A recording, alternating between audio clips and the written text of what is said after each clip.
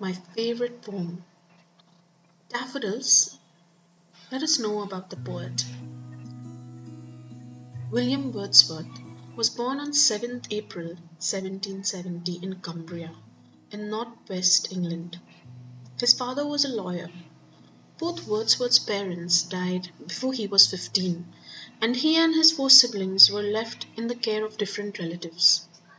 As a young man, Wordsworth developed a love for nature, a theme, the main idea or message, that is, reflected in many of his poems.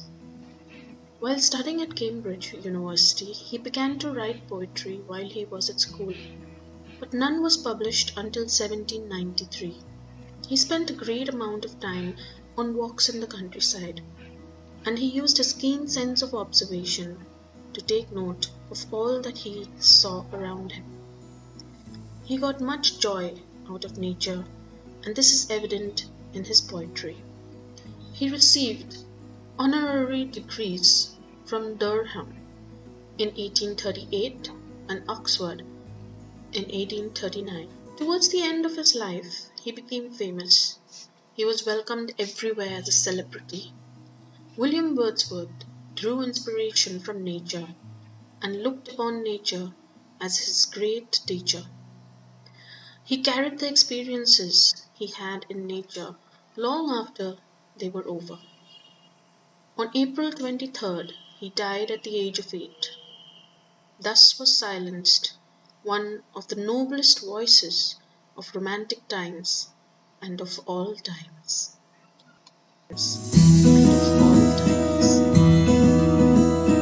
About the poem.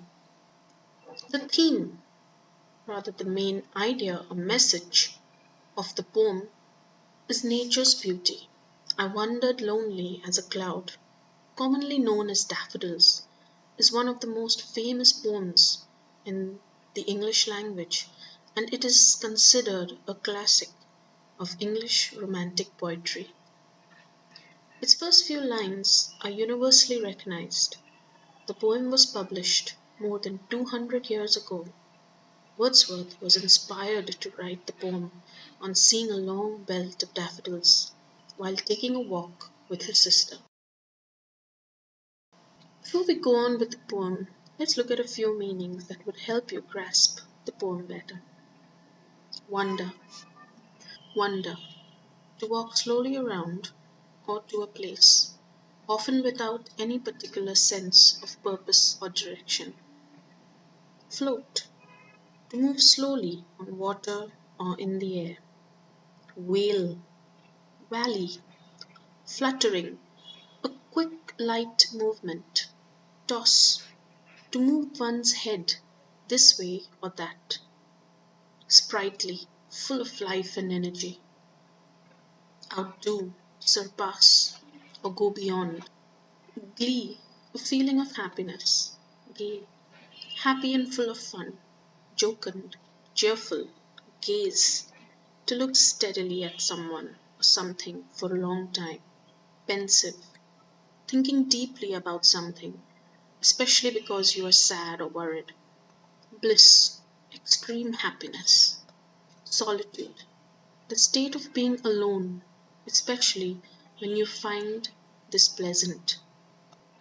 Milky Way, a group of planets and stars that the Earth belongs to. Moving on to the explanation of the poem. I wandered lonely as a cloud that floats on high o'er vales and hills, when all at once I saw a crowd, a host of golden daffodils, beside the lake, beneath the trees, fluttering and dancing in the breeze. The poet is wandering alone from one place to another like a cloud.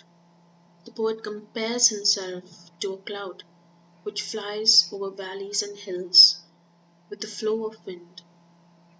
He is in a contemplative and lonely mood. The poet makes this comparison because he was lonely, like the clouds that float all by themselves. Suddenly, the poet sees a large number of golden daffodils. These daffodils are growing close to the lake and under the trees. A light breeze is blowing, making these daffodils dance and flutter with it. Stanza 2. Continuous as the stars that shine and twinkle on the Milky Way, they stretched in never-ending line along the margin of the bay.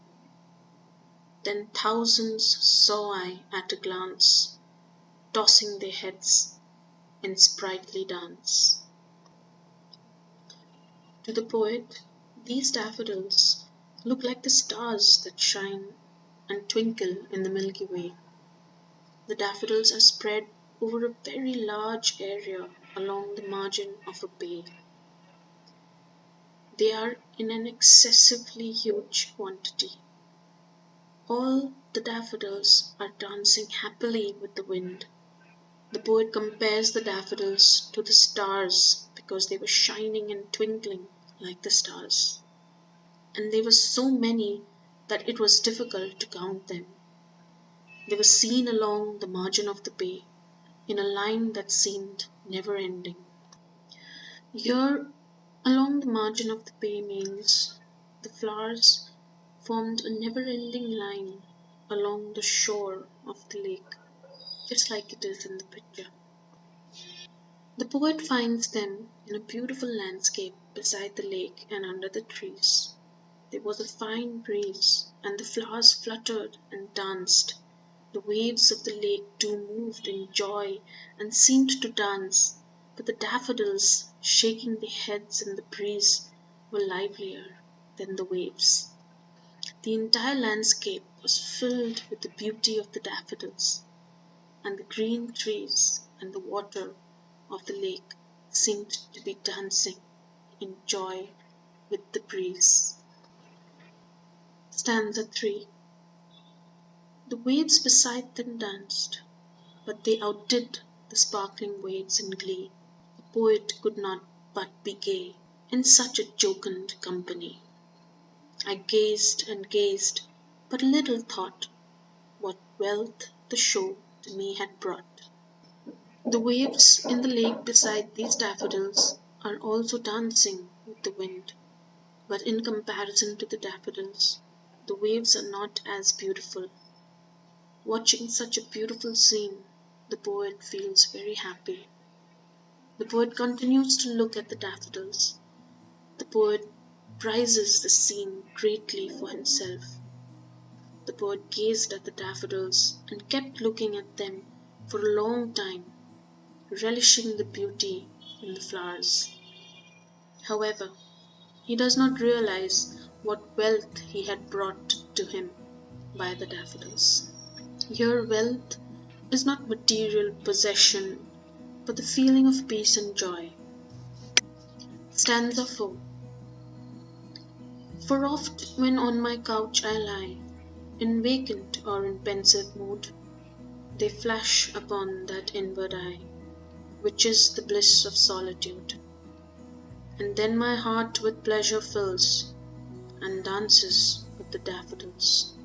The poet says that whenever he lies down on his couch, either thinking about anything or not thinking, the images of daffodils flash upon his imagination. It usually happens only when the poet is all alone. These images of daffodils have a magical effect on the poet. These images fill the heart of the poet with pleasure. The poet feels like dancing with the daffodils. In vacant or in pensive mood means when the poet's mind is free from all thought, or when he is in a mood of deep thought. The inward eye is the poet's imagination and helps him to be creative. The beauty of the daffodils which he has seen stretching along the margin of the bay in a never-ending line flashes upon his inward eye. He remembers this beautiful scene and it makes him happy. Once this scene flashes upon the poet's inward eye, the poet's heart is filled with joy and it dances with the daffodils.